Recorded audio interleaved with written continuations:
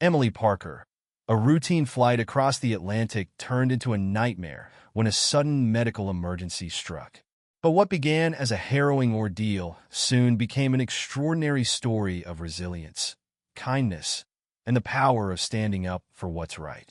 With Emily's life hanging in the balance, her husband, Dr. Benjamin Parker, faced a fight not just against time, but against the indifference of those in charge. Yet, in their darkest hour, unexpected allies emerged, strangers whose courage and compassion would change the course of their lives forever. What happened next would spark a movement that reached far beyond that airplane cabin, uncovering deep flaws in airline safety and inspiring a fight for change. But how did the Parker's story transform from a near tragedy to a call for justice? And what role did the kindness of strangers play in their remarkable journey? The sleek glass doors of JFK Airport slid open as Emily Parker stepped inside, the cacophony of travelers blending into a whirlwind of energy around her. Pulling her carry-on suitcase behind her, she felt the familiar twinge of unease building in her chest. Emily, a woman in her late 40s, had faced judgment too many times to count. Yet, standing at the check-in counter for her first-class boarding pass, she couldn't help but notice the brief hesitation in the clerk's smile before it settled into a mechanical pleasantry. Beside her, Benjamin Parker, her husband of 20 years, placed their passports on the counter with practiced ease. Benjamin's calm demeanor, honed from years as a chief surgeon, rarely wavered.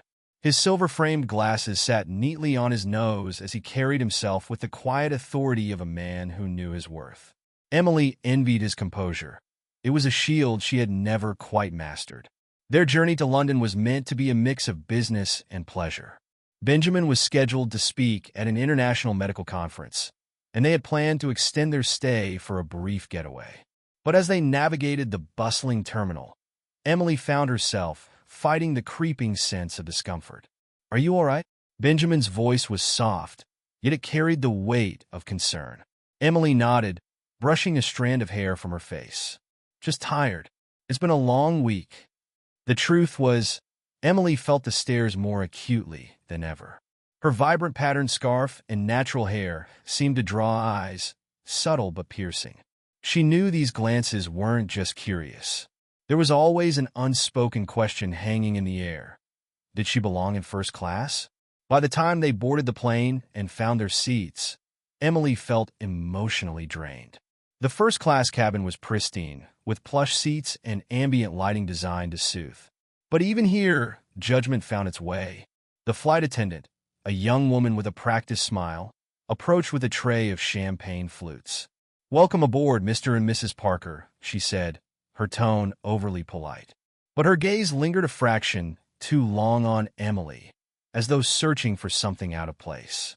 Emily declined the champagne, opting instead to focus on the book she had packed, though the words on the page blurred together. Minutes later, Captain Robert Collins' voice crackled over the intercom, welcoming passengers aboard. His tone was measured and professional, but Emily detected a faint edge of condescension when he added, "We ask all passengers in first class to respect the comfort of others." Benjamin looked up from his medical journal, raising an eyebrow. Emily shifted in her seat, her discomfort mounting. "Did you hear that?" she whispered. He nodded slightly. "I did. Let it go, Emily. We belong here." His words were meant to reassure, but Emily couldn't shake the knot in her stomach. For years, she had fought to prove her place in spaces like this, polished and elite, where her presence was often met with quiet skepticism. As the plane ascended, Emily gazed out the window at the clouds unfurling below. She tried to focus on the serenity of the view, willing herself to let go of her unease. Yet, deep down, she knew it wasn't that simple. An hour into the flight, the discomfort she had attributed to nerves began to manifest physically. A tightness formed in her chest, sharp and unyielding. She shifted in her seat, trying to find relief, but the sensation only worsened. "Emily." Benjamin's voice broke through her thoughts. He had noticed her subtle movements, his keen eyes scanning her face. "What's wrong?" She hesitated, unwilling to disrupt the peaceful hum of the cabin. But the pain was undeniable now, radiating to her left arm. "My chest," she admitted softly. "It's tight." Probably just the altitude. Benjamin was already leaning in, his hand reaching for her wrist to check her pulse. His expression grew serious, and his voice took on the no-nonsense tone of a surgeon. "Tell me exactly what you are feeling." Emily described the pain, her voice faltering. Benjamin pressed the call button without hesitation. Moments later, the same flight attendant arrived, her demeanor still polished, but with an undertone of irritation. "My wife is experiencing severe chest pain and shortness of breath," Benjamin explained, his words clipped and precise. "She needs oxygen immediately." The attendant hesitated, her smile faltering. "I'll need to inform the captain," she said before hurrying away. Benjamin turned back to Emily, his hand steady on hers. "Breathe with me," he instructed, his tone calm but firm. Minutes passed, each one stretching into eternity. Emily's breaths became shallow, her discomfort escalating. The flight attendant returned with a small medical kit and an oxygen tank, placing them on the tray table with a nervous smile. Benjamin quickly assessed the contents of the kit, his expression darkening. "This is inadequate," he muttered. "She needs better care than this." The attendant stammered. "The captain has been informed." "But he what?" Benjamin interrupted, his voice rising slightly. "This could be a heart attack. Every minute we delay puts her life at greater risk." The attendant's face flushed. "The captain doesn't believe the situation warrants an emergency landing," she said hesitantly. Benjamin's jaw tightened. Emily squeezed his hand weakly, her voice barely audible. "It's okay, Ben. I don't want to cause trouble." "You are not causing trouble," he said, his voice breaking for the first time. "You are my wife, and I will not let them dismiss this." As Benjamin worked to stabilize Emily, the murmurs in the cabin grew louder. A few passengers glanced over with concern, while others seemed annoyed by the disruption. Then, unexpectedly, a woman from coach class stepped forward. She was in her 60s, her kind eyes framed by silver-rimmed glasses. "I am Grace Richards," she said, addressing Benjamin. "I used to be a nurse. How can I help?" Her offer of help, though simple, felt monumental to Benjamin. He nodded, gratitude flickering in his eyes. "Thank you. Can you monitor her breathing while I adjust the oxygen flow?" Grace moved with practiced efficiency, her presence calming in the chaos. Benjamin couldn't help but marvel at her willingness to step forward when so many others stayed seated. Within minutes, another passenger, a young man named Alex, approached. "I'm an EMT," he offered. "I can help too." Benjamin felt a spark of hope as the three of them worked together. In the midst of Emily's crisis, these strangers had transformed into allies. As the plane soared through the night sky, Benjamin's focus sharpened. He wouldn't let Emily's life hang in the balance. Not while there was still a chance to make the captain listen. And unbeknownst to Benjamin, the kindness of strangers was just the beginning of a story that would change their lives forever. The rhythmic hum of the airplane engines felt louder now, an unyielding backdrop to the chaos unfolding in the first-class cabin. Emily's breaths were shallow, her eyes fluttering closed as Benjamin adjusted the oxygen mask over her face. His mind worked quickly, processing every detail: her symptoms, the inadequate medical supplies, and the unhelpful response from the crew. Grace Richards knelt beside Emily, her hands steady as she monitored her pulse. "Her breathing is slowing," she said softly, her voice tinged with urgency. "I know," Benjamin replied, his calm exterior betraying the storm of emotions churning inside him. The flight attendant hovered nearby, her clipboard clutched tightly, as though it were a lifeline. "The captain has been informed again," she said nervously, avoiding Benjamin's gaze. "But he's standing by his decision not to divert." Benjamin straightened, his eyes narrowing. "Standing by his decision?" he repeated, his voice cold and sharp. "Does he realize that decision could cost my wife her life?" Before the attendant could respond, Grace spoke up, her voice carrying an unmistakable authority. "Enough is enough. Where is the captain? I want to speak with him myself." The attendant hesitated, then nodded. "I will ask him to come out." She disappeared down the aisle, leaving Benjamin, Grace, and Alex, the EMT, working to keep Emily stable. Minutes later, the cockpit door opened, and Captain Robert Collins stepped into the cabin. His expression was tight, his posture rigid, as though bracing himself for a confrontation. He strode toward them, his polished uniform and gold-striped epaulets glinting under the cabin lights. "Dr. Parker," he began, addressing Benjamin with a practiced smile that didn't reach his eyes. "I understand your concerns, but I must remind you that this is a controlled environment. Diverting the flight is not a decision I take lightly." Benjamin rose to his full height, his towering presence forcing the captain to tilt his head slightly. "Controlled environment?" Benjamin said, his voice measured but laced with fury. "My wife is experiencing a cardiac emergency. Every second we delay puts her at greater risk. What part of that is controlled?" Collins's jaw tightened. "We are monitoring the situation closely, but diverting would disrupt international air traffic and—" Benjamin interrupted, his tone rising. "Disrupt air traffic? My wife's life is hanging in the balance, and you are worried about your schedule?" The tension in the cabin was palpable. Passengers leaned forward in their seats, their murmurs growing louder. Grace stood beside Benjamin, her expression one of disbelief. "Captain," she said firmly, "as someone with decades of medical experience, I can tell you this is not a situation to gamble with. Your protocols are not designed to handle life and death emergencies. We need to land now." Collins's composure faltered briefly, his eyes darting between Grace and Benjamin. But he quickly recovered, his voice hardening. "I understand your frustration, but I am responsible for the safety of all passengers on board, not just one." Grace shook her head, her voice rising with indignation. "Safety? Is ignoring a medical emergency your definition of safety?" The captain opened his mouth to respond, but another voice cut through the rising clamor. "Unbelievable," said a woman seated across the aisle. She rose to her feet, her expression a mixture of anger and determination. "This man is trying to save his wife's life, and you are standing here arguing about protocols? What kind of leader are you?" Her words seemed to ignite a spark in the cabin. Another passenger, a younger man in his 20s, stood up as well. "She's right. You can't just ignore this. Divert the plane."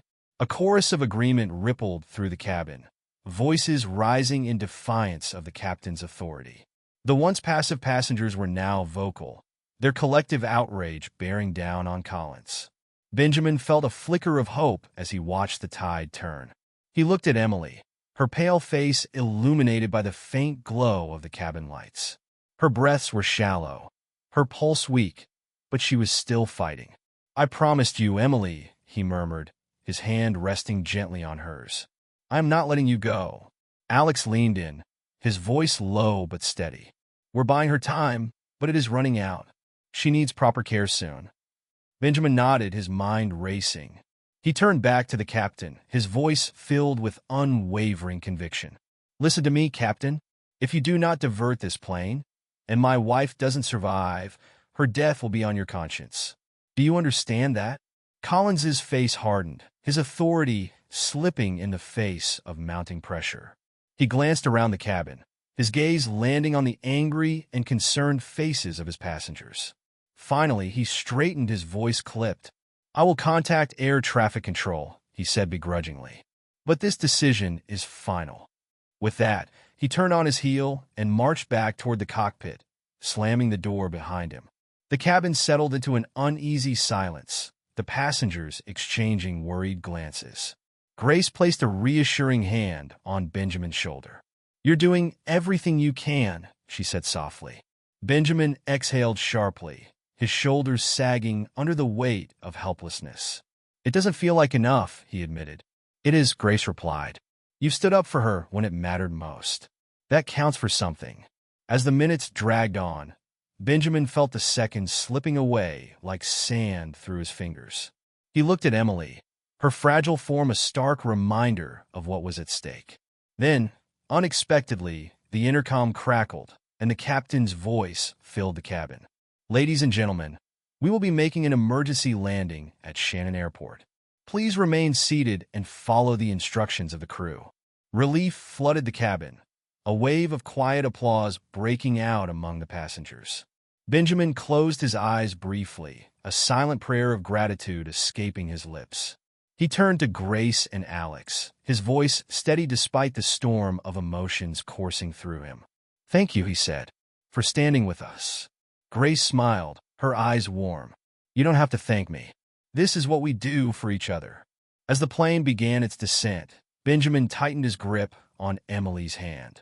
Her pulse was faint but present, a fragile thread that tethered her to him. "We're almost there," he whispered, his voice filled with quiet determination. "Just hold on a little longer, Emily. We got you." The descent felt agonizingly slow, but for the first time, Benjamin felt a glimmer of hope. He wasn't alone in this fight. The kindness of strangers had become a lifeline, a testament to the power of compassion in the face of adversity. And though the battle was far from over, Benjamin knew one thing for certain. Together, they would see it through.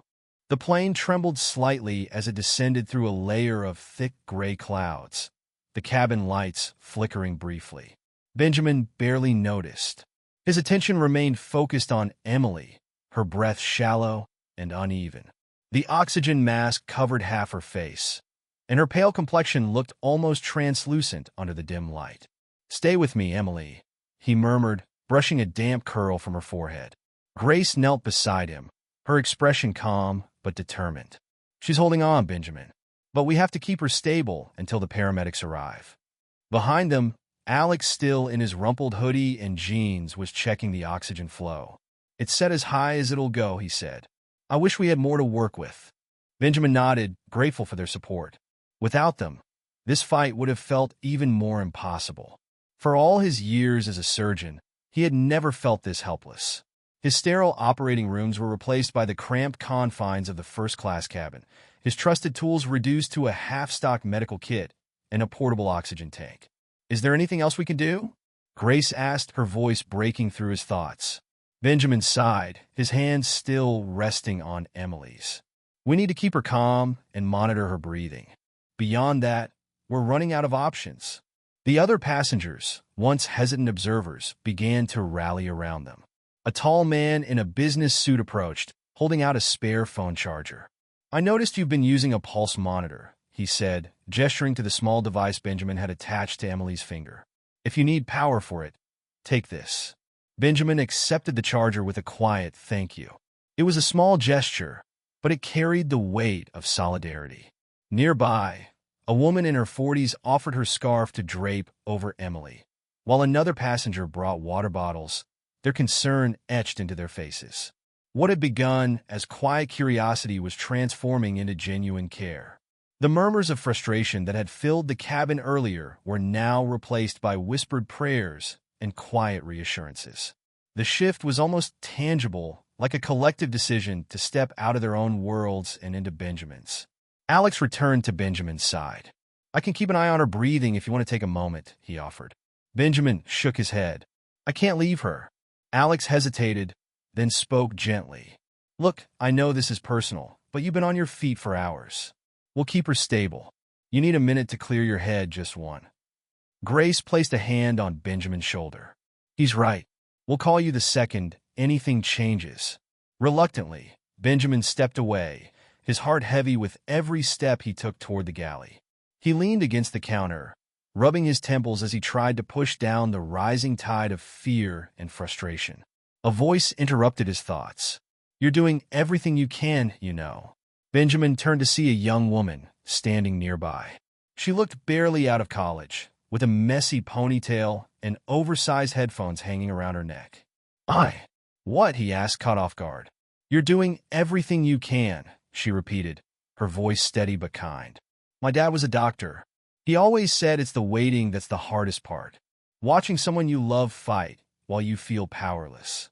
Benjamin exhaled, her words hitting closer to home than he expected. "It's true," he admitted quietly. "You prepare for moments like this your entire career. But when it's your wife, it's different." The woman nodded. "I can't imagine. But I can tell you this.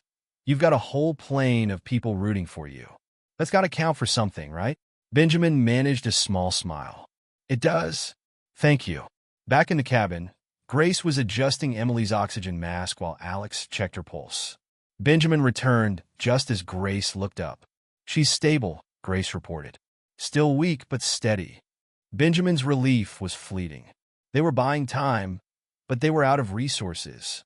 If the plane didn't land soon, even their best efforts wouldn't be enough. The intercom crackled, and Captain Collins' voice filled the cabin once again. "Ladies and gentlemen, we are preparing for an emergency landing at Shannon Airport.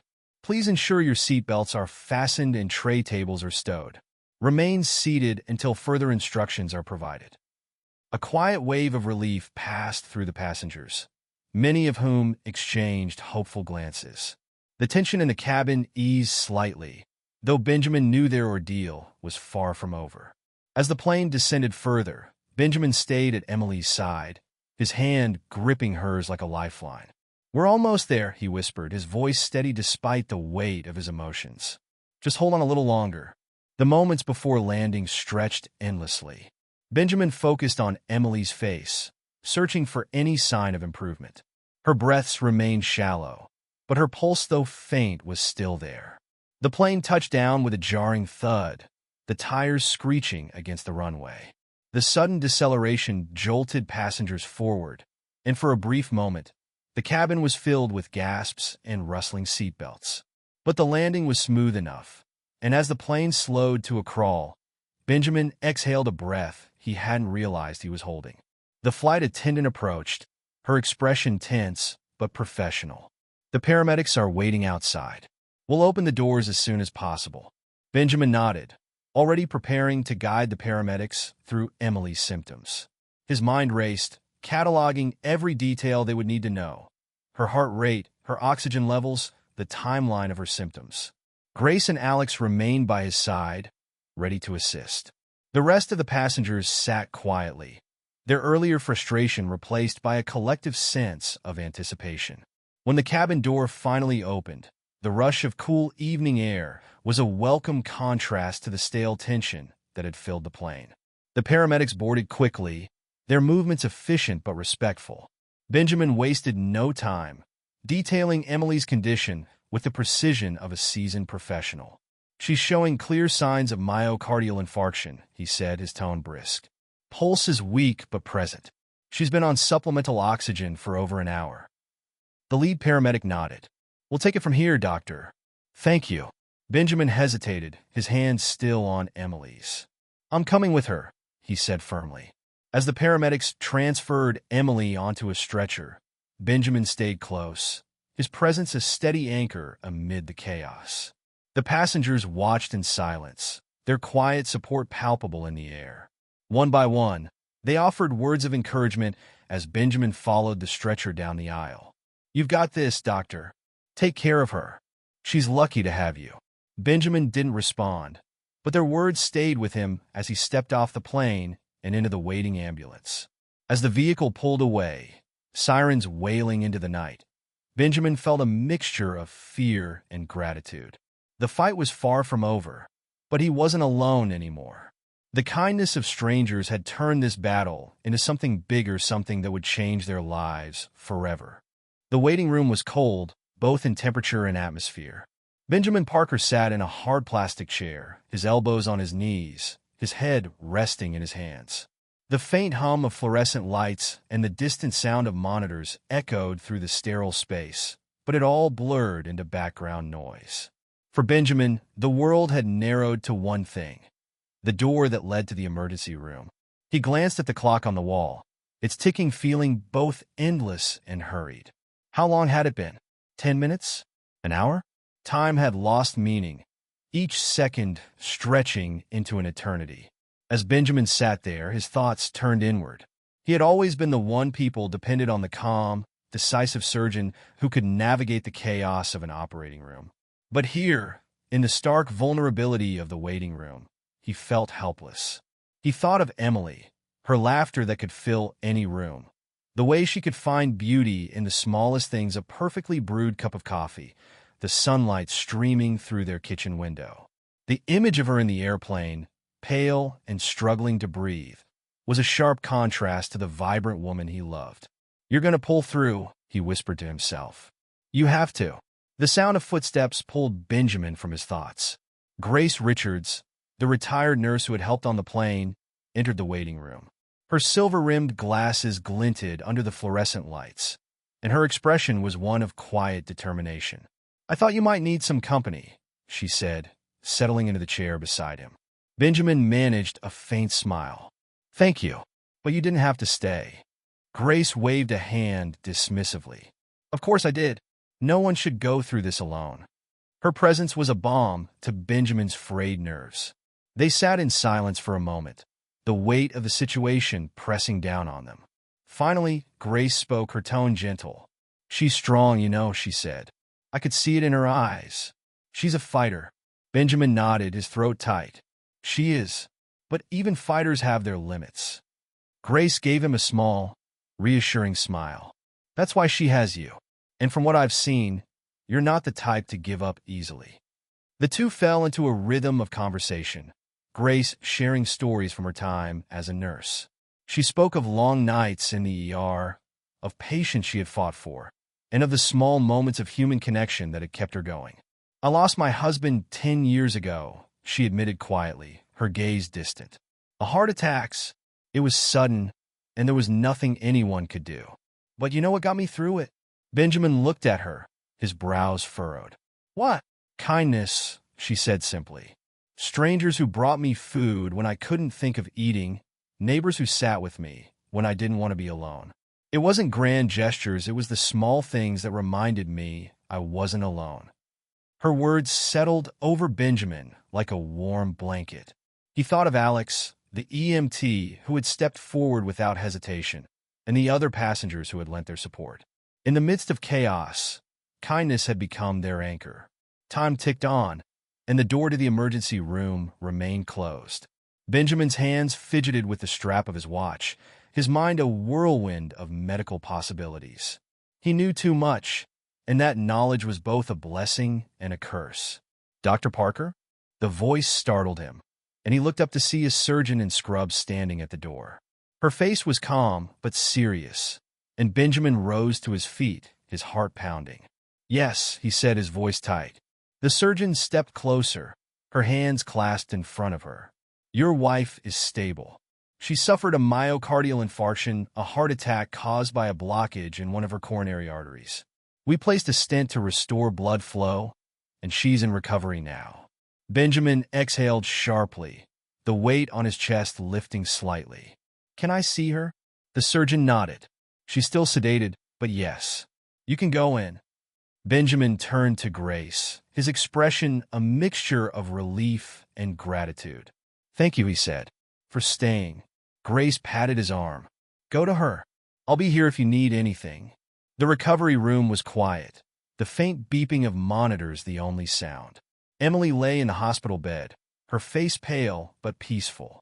Benjamin approached slowly, his breath catching as he saw the rise and fall of her chest steady and reassuring. He sat beside her, taking her hand in his. Her skin was cool to the touch, but the warmth of her pulse beneath his fingers was a lifeline. "You made it," he whispered, his voice breaking. "I knew you would." As he sat there, the events of the day replayed in his mind, the fear, the helplessness, and the unexpected kindness that had carried them through. He thought of Grace, Alex, and even the passengers who had spoken up against the captain. It wasn't just his own determination that had saved Emily. It was the collective effort of people who had chosen to care. Hours passed, and Emily stirred faintly, her eyes fluttering open. Benjamin leaned forward, his heart leaping as her gaze met his. "Ben," she whispered, her voice weak but steady. "I'm here," he said, his voice thick with emotion. "Euskarin? Eminencia." A faint smile touched her lips. "I'm sorry." He shook his head, brushing a strand of hair from her face. "Don't apologize. Just focus on getting better. We got a lot of life left to live." Her hand squeezed as lightly, a small but deliberate gesture that spoke volumes. Later, as Benjamin stepped out of the room to let the nurses tend to Emily, he found Grace still waiting in the hall. She stood as he approached, her expression one of quiet expectation. "She's awake," he said, his smile soft but genuine. Grace nodded, her eyes shining with relief. "I knew she would be." Benjamin hesitated, then said, "You were right. About kindness. It's what got us through this." Grace smiled, her voice gentle. It always does. The waiting room, the fear, and the uncertainty had tested Benjamin in ways he hadn't anticipated. But it had also shown him the power of human connection, the way strangers could come together to lift each other up in moments of crisis. As he returned to Emily's side, he carried with him a renewed sense of purpose. The fight wasn't over, but they were facing it together, bolstered by the kindness of others and the hope for a brighter tomorrow.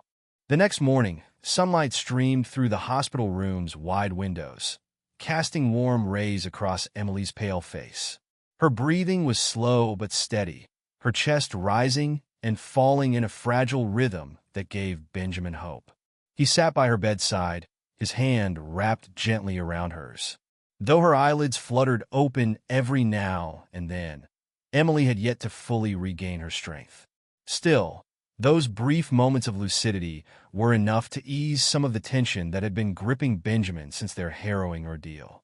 A soft knock on the door broke the silence, and Grace Richards stepped into the room, a cup of coffee in each hand. She offered one to Benjamin, who accepted it with a grateful nod. "How is she?" Grace asked, her voice quiet. "She's holding on," Benjamin said. He gestured toward the chair on the other side of the bed. "Have a seat." Grace settled into the chair, her expression soft as she watched Emily. "She looks better. The oxygen and rest are helping." Benjamin nodded, his fingers absently tracing the rim of the coffee cup. "I keep replaying everything that happened on that plane," he admitted. "What if we had been delayed a few more minutes? What if I hadn't pressed the issue with the captain?" Grace leaned forward, her gaze steady. "You can't dwell on the what-ifs, Benjamin. You acted when it mattered most, and that made all the difference. She's here because of you and because of the people who chose to step forward." Her words settled over Benjamin like a comforting blanket. He thought of Alex and Dr. Harris, of the passengers who had spoken out against the captain's indifference.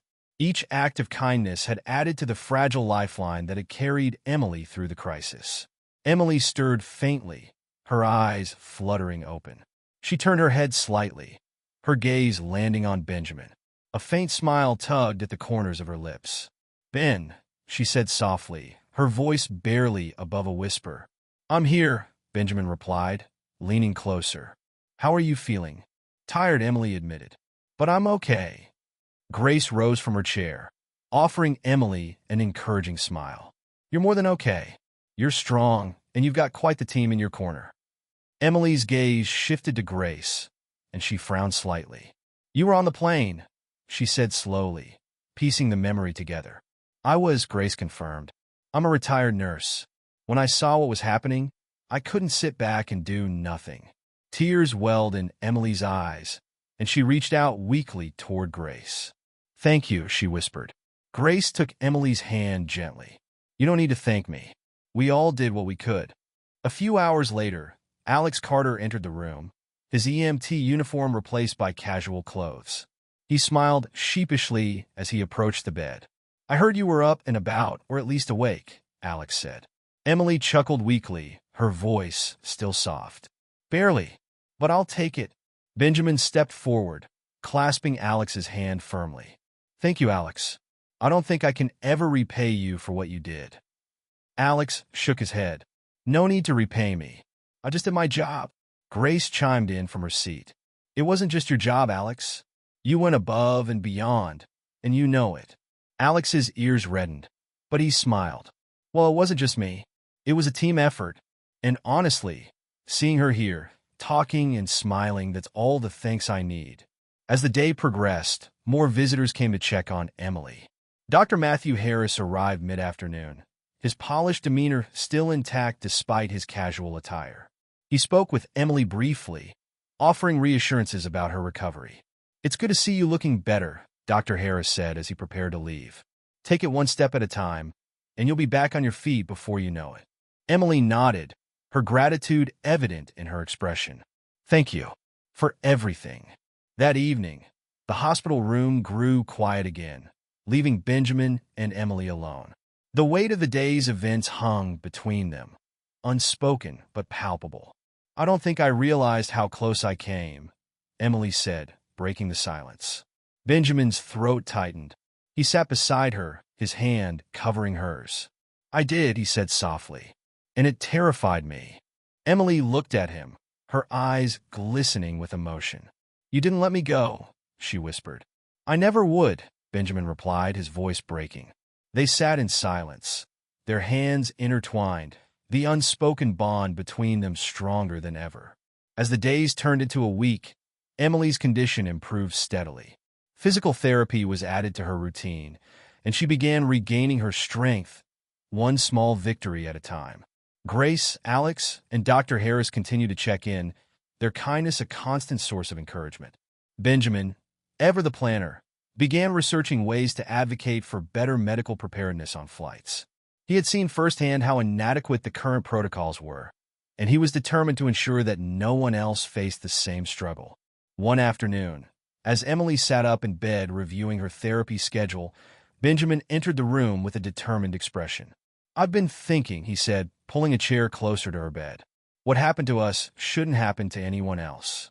We need to make sure airlines are better equipped to handle emergencies." Emily tilted her head. "What do you mean?" "I mean, we can share our story," Benjamin said. "With the media, with organizations that focus on medical advocacy. We can push for changes, better training, better equipment, better policies." Emily considered his words, her brow furrowing. "Do you think it will make a difference?" Benjamin reached for her hand, his grip firm but gentle. "I do. And even if it only saves one life, it's worth it." Emily's gaze softened, and she nodded. "Okay," she said. "Let's do it. Let's make sure no one else has to go through what we did." Benjamin smiled, a quiet sense of resolve settling over him. The journey ahead wouldn't be easy, but they would face it together just as they had faced everything else. 2 weeks after Emily was discharged from the hospital, the Parkers' quiet home in upstate New York was buzzing with activity.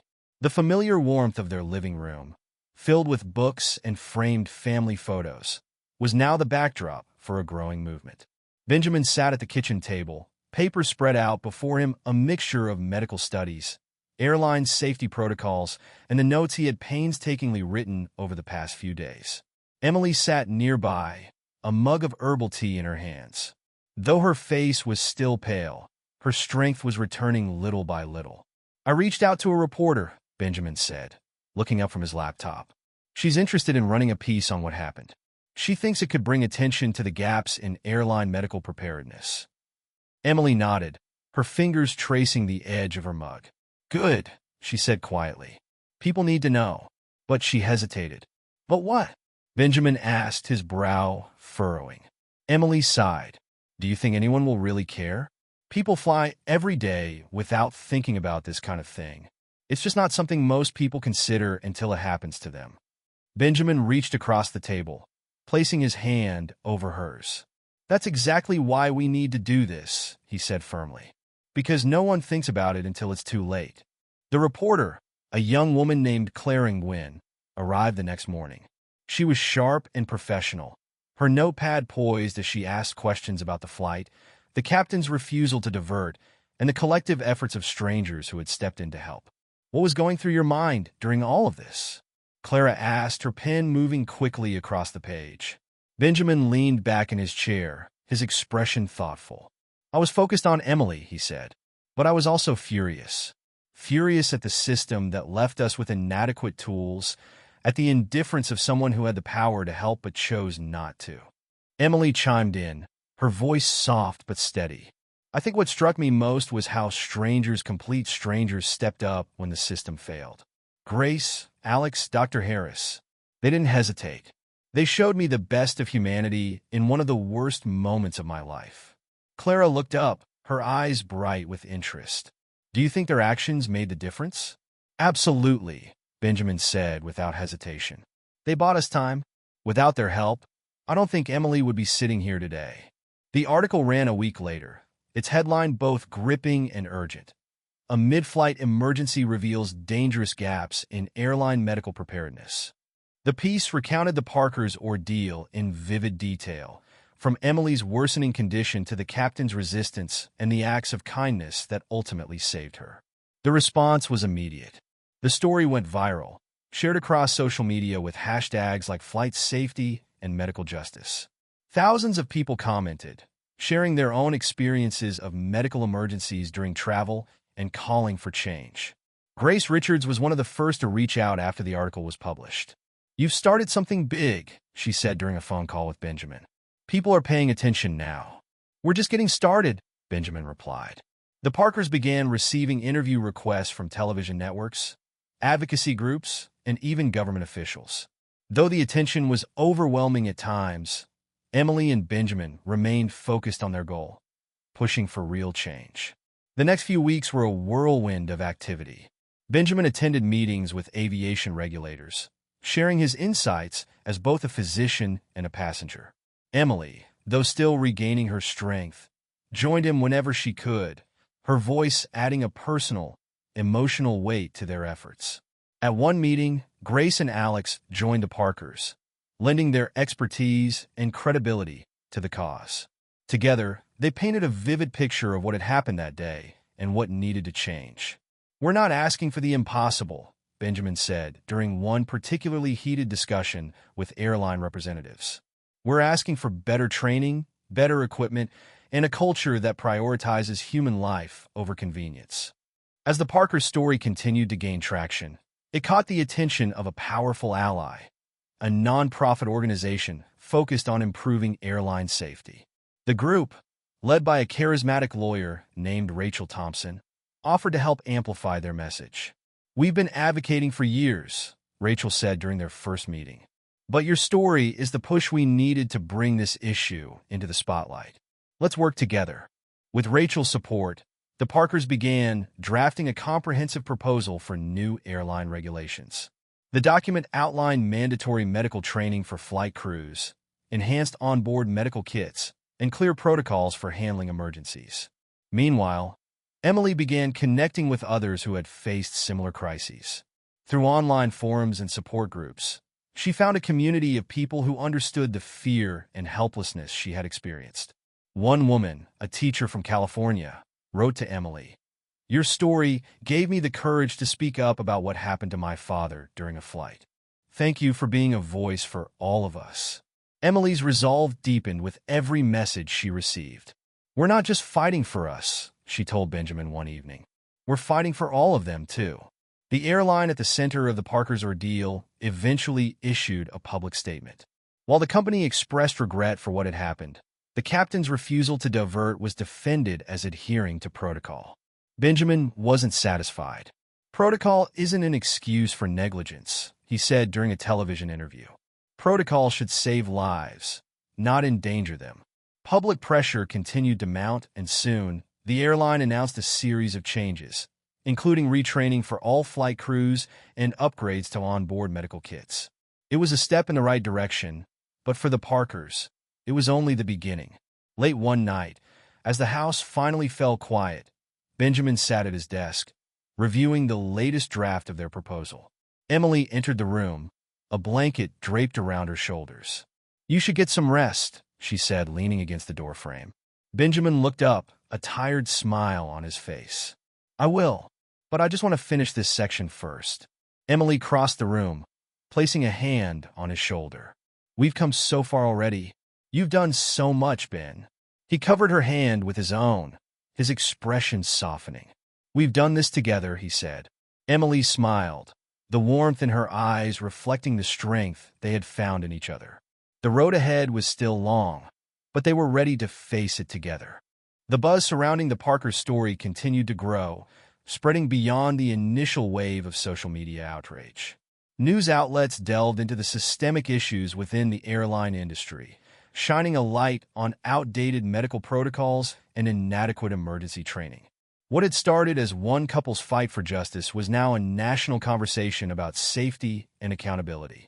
One chilly morning, Benjamin stood on the steps of a government building in Washington, D.C., a crisp wind tugging at his coat. He clutched a thick folder containing the proposal he and Emily, along with Rachel Thompson and their team, had spent weeks refining. The document was titled Flight Preparedness and Passenger Safety Initiative, and it represented everything they had fought for: mandatory medical training, improved equipment, and a cultural shift toward prioritizing lives over schedules. Emily stood beside him, her strength visibly returning. Though her recovery was ongoing, she had insisted on being part of this moment. Her eyes scanned the gathered crowd of reporters and advocates, her heart swelling with determination. As Rachel stepped up to the podium, the murmurs quieted. She spoke with measured authority, her voice clear and confident. "This is not just about one flight or one family," Rachel began. "This is about ensuring that every passenger who boards a plane has the reassurance that their safety is paramount. It is time for the airline industry to evolve, to meet the needs of the people they serve." Benjamin followed her, stepping to the podium with his characteristic calm. As he addressed the crowd, he reflected on the journey that had brought them here: the terror of Emily's medical emergency, the captain's refusal to act, and the kindness of strangers who had stepped up when the system had failed. Airlines often boast about their technological advancements, their luxurious cabins, and their impeccable service, Benjamin said, his voice steady but passionate. But what use is all of that if they are unprepared to handle a life-and-death emergency? We owe it to every passenger to ensure that safety is not just a word but a promise. After the event, Emily and Benjamin sat in a quiet cafe near the Capitol, their hands wrapped around steaming mugs of coffee. The adrenaline from the morning had faded, leaving them with a mixture of exhaustion and hope. "Do you think it'll make a difference?" Emily asked, her voice soft. Benjamin nodded slowly. "Ido. It might take time, but I believe we've started something important."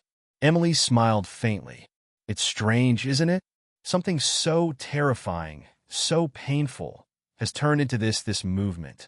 Benjamin reached for her hand, his grip warm and steady.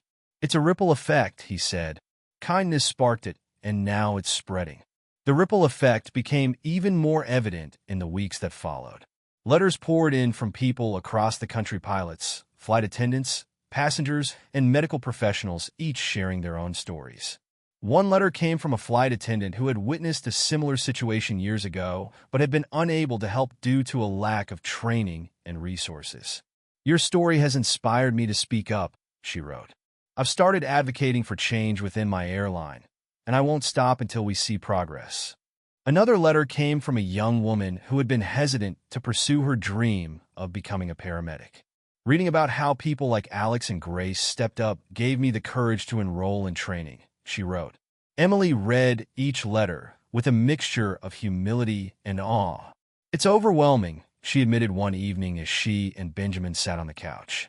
"All these people, all these stories.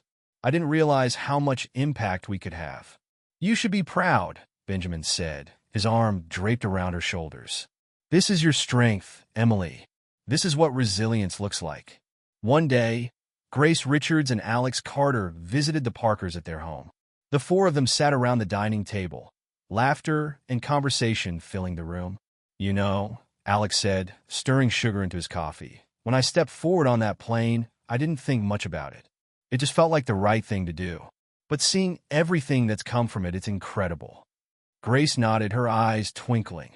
"It's a reminder that even small actions can lead to big changes. None of us could have done this alone, but together. Well, look where we are now." Emily looked at Grace and Alex, her gratitude shining through her smile. "You saved my life," she said simply. "And in doing so, you helped start something I didn't even know was possible." As the months passed, the momentum continued to build. Several airlines announced upgrades to their medical kits and training programs.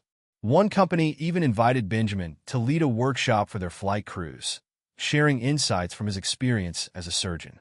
The Parkers also received an invitation to speak at a global aviation conference. Though the idea of addressing such a large audience was daunting, Emily agreed, knowing it was an opportunity to amplify their message further.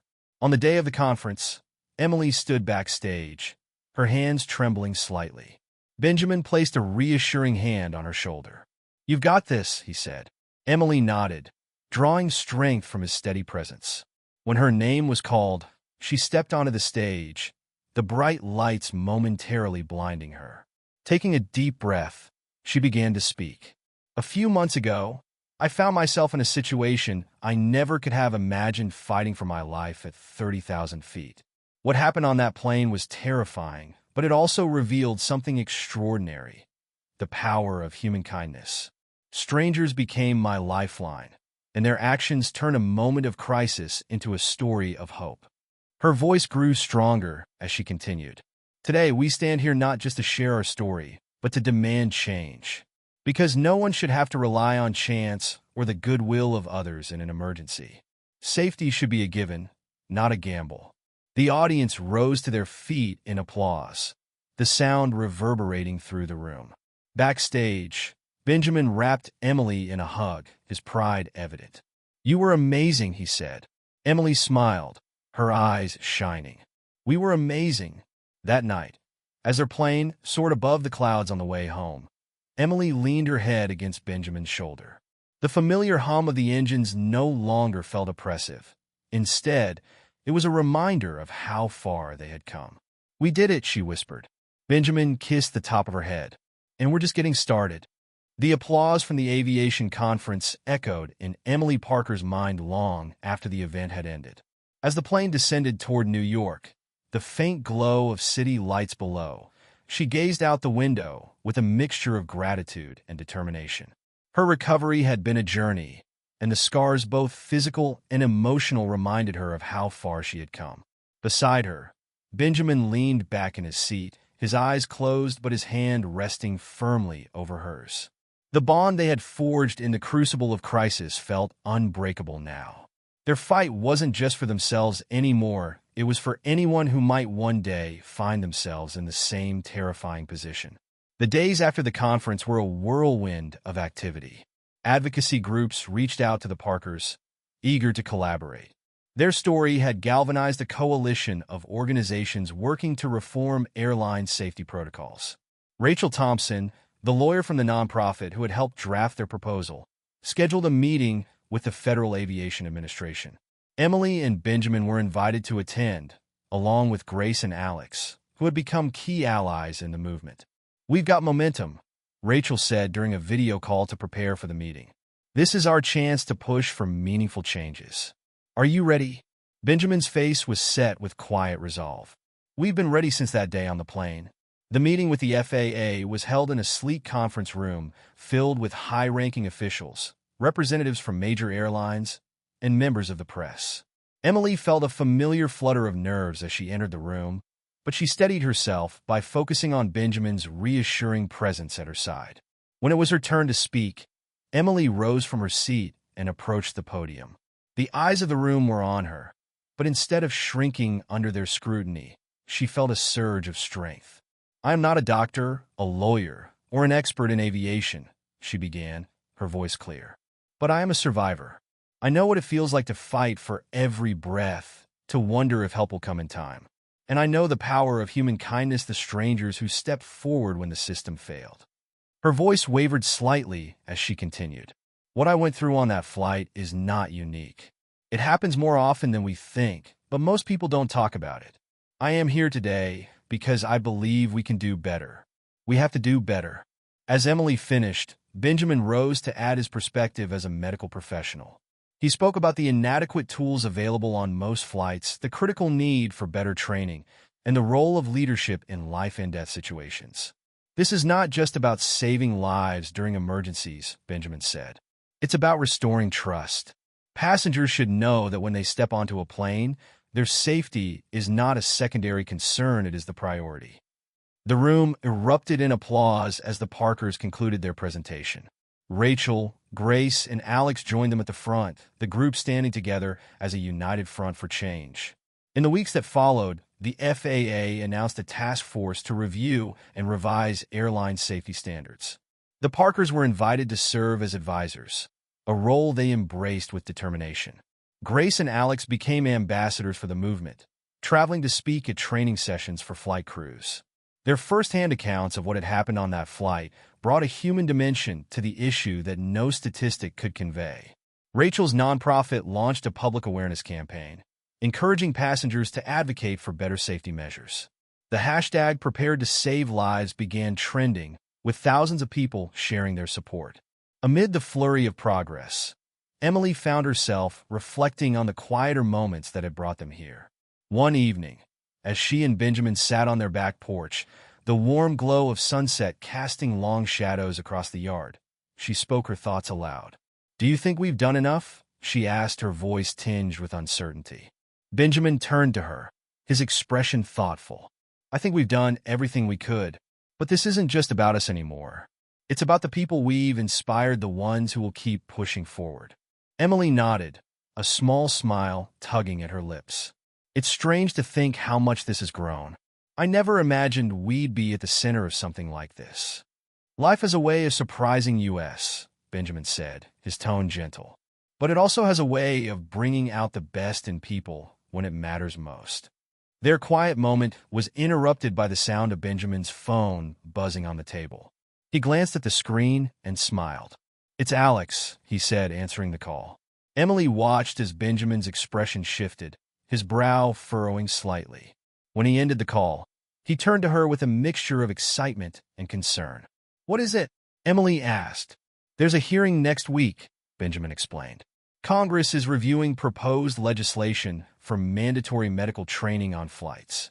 Alex wants us to testify." Emily's heart skipped a beat. "Testify? In front of Congress?" Benjamin nodded. "It's a chance to make our case on the national stage, to ensure that this momentum doesn't fade." The decision weighed heavily on Emily over the next few days. Though she had spoken at conferences and given interviews, the idea of addressing Congress was daunting. But as she sat at her desk, reading letters from people who had been touched by their story, she knew what she had to do.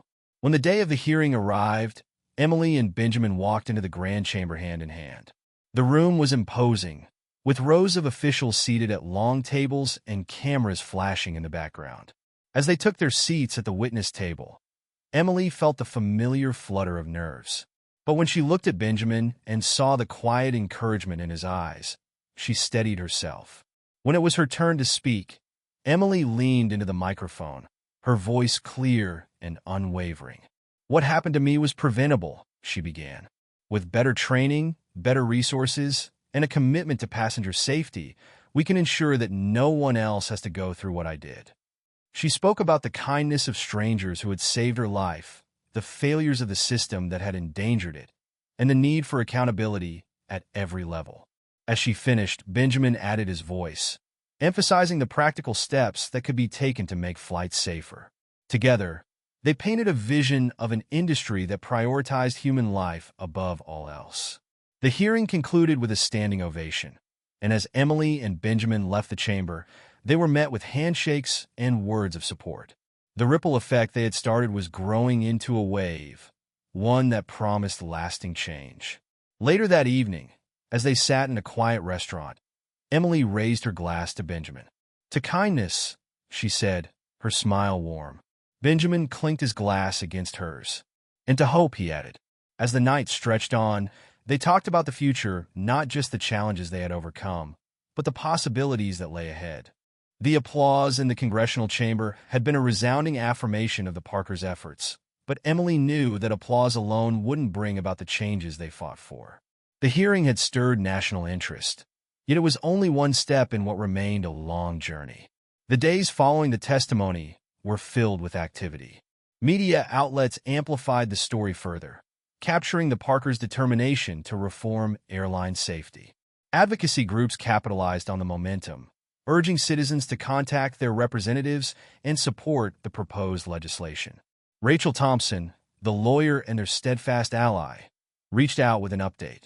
"We've made progress," she said over the phone, her voice tinged with cautious optimism. "Several members of Congress are expressing serious interest in the bill, but we're not there yet." Emily sat at her kitchen table, the weight of the fight settling heavily on her. She opened her laptop and began reading comments on the latest article about their testimony. Many were supportive, but others were dismissive. "People have been flying for decades without needing this level of precaution," one comment read. "Just a rare incident being blown out of proportion," said another. Emily's stomach tightened. She closed the laptop and rubbed her temples, willing herself to focus on the positive. Benjamin walked in, carrying 2 mugs of coffee. "You're overthinking again," he said gently, placing one mug in front of her. "How can you tell?" Emily asked, forcing a faint smile. "Your shoulders are practically touching your ears," Benjamin teased, rubbing her back. "What's on your mind?" Emily sighed. stirring her coffee absently. What if this doesn't go anywhere, Ben? What if all of this effort, all of this exposure, doesn't lead to real change? Benjamin knelt beside her, taking her hands in his. Do you remember what you told me in the hospital? That even if this saves just one life, it's worth it. She nodded, her eyes glistening. Well, Benjamin continued, his voice steady, I think we've already done that. And we're not done yet. Rachel called again a few days later, this time with news that made Emily's heart leap. We've got a hearing scheduled to finalize the vote on the bill, Rachel said. It's happening next month. Emily leaned against the kitchen counter, her breath catching.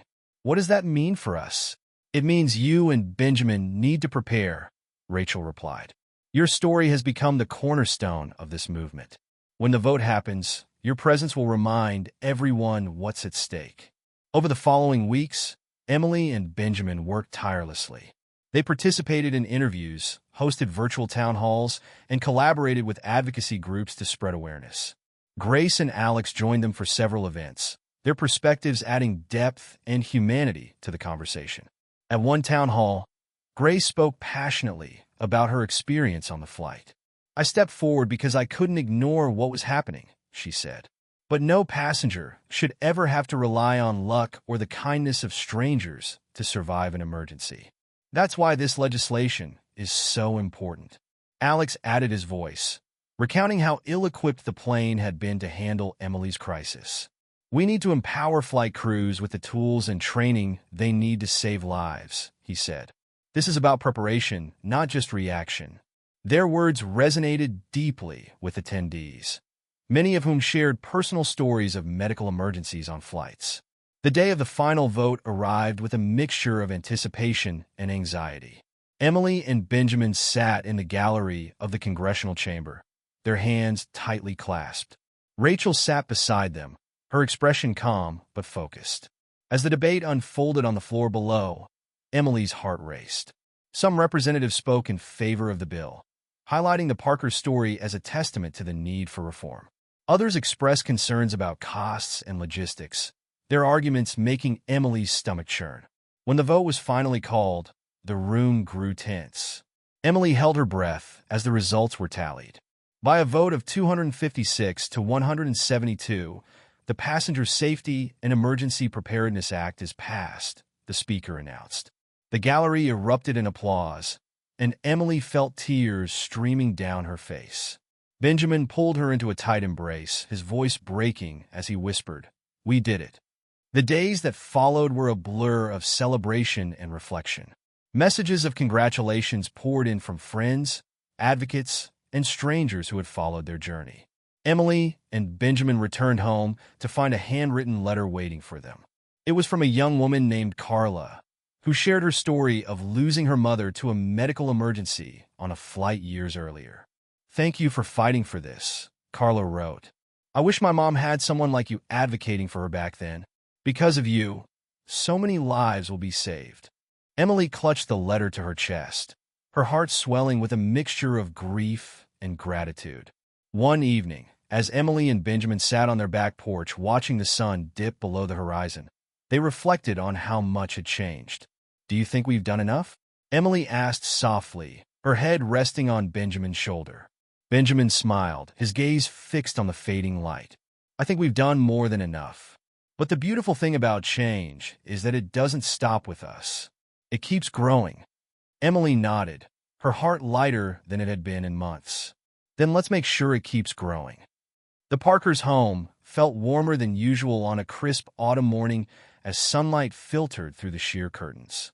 Emily sat in her favorite chair by the window, a steaming cup of tea in her hands. Her strength had returned in full, her cheeks no longer pale but rosy, and her movements steady and confident. Across the room, Benjamin sorted through a stack of letters and emails on the coffee table, their volume a testament to the impact they had made.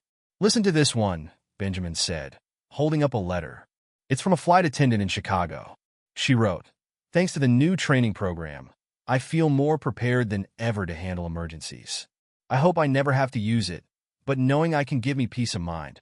Emily smiled, her chest filling with pride. "That's exactly what we hope for, isn't it? To make people feel empowered and ready to act when it matters most. Benjamin nodded. It's incredible how far this has come, and it all started on that flight. A few days later, the Parkers boarded a plane bound for Los Angeles, where they were scheduled to attend a major safety summit. The trip marked their first flight since the fateful journey that had changed their lives. As they settled into their seats, Emily took a deep breath. The hum of the engines, the polite smiles of the crew, the faint scent of jet fuel, it all brought back memories. She felt a slight flutter of nerves, but quickly steadied herself. "We're not the same people we were on that flight," Benjamin said, noticing her pause. Emily nodded. "No, we're not. We're stronger now." Their flight was smooth, the crew attentive, and the atmosphere calm. A flight attendant approached them during the meal service, her eyes lighting up with recognition. "Mr. and Mrs. Parker?" she asked, her voice filled with awe. "I just wanted to say thank you. The changes you've fought for, they've made a real difference. We all feel it." Emily's throat tightened with emotion. "Thank you," she said simply. The safety summit was held in a grand convention center, its halls filled with aviation experts, advocates, and industry leaders. The Parkers were the keynote speakers, their names prominently displayed on the event schedule. As they took the stage, the audience erupted into applause. Emily stood tall beside Benjamin, her hand gripping the microphone with confidence. "When we boarded that flight months ago, we had no idea how our lives were about to change," Emily began. "But what could have been a tragedy became a story of resilience, kindness, and hope. And it's because people chose to act not just on that plane, but afterward to create lasting change." She spoke about the collective effort it had taken to pass the legislation, the countless letters of support, and the determination of advocates like Grace, Alex, and Rachel. Benjamin followed, sharing the technical aspects of the changes they had championed and how those changes were already saving lives. "This is proof," he concluded, "that even the most daunting challenges can be overcome when people come together." After their speech, dozens of attendees approached the Parkers to thank them. Among them was a young pilot who shared his own experience of handling an in-flight emergency after the new protocols were implemented. "Because of the updated training," he said, "I knew exactly what to do. The passenger survived, and I owe that to you." Emily's eyes filled with tears. "Thank you for sharing that. It means more than you know." Back at their hotel that evening, Emily and Benjamin reflected on the day. "It's humbling, isn't it?" Emily said as she curled up on the couch, "hearing how many lives have already been touched by this." Benjamin nodded, his expression thoughtful. "It's a reminder that what we do matters, and it's a legacy we can be proud of." A month later, the Parkers received a special invitation, a ceremony hosted by the nonprofit that had supported their advocacy work. The event honored individuals who had made significant contributions to public safety, and the Parkers were being recognized as champions of change. The ceremony was held in a grand ballroom, filled with luminaries from various fields. Grace and Alex were there, their faces glowing with pride as the Parkers accepted their award. "It feels strange being celebrated for something we never planned to do," Emily said during her acceptance speech. "But what this experience has taught us is that ordinary people can make an extraordinary impact. You just have to be willing to act."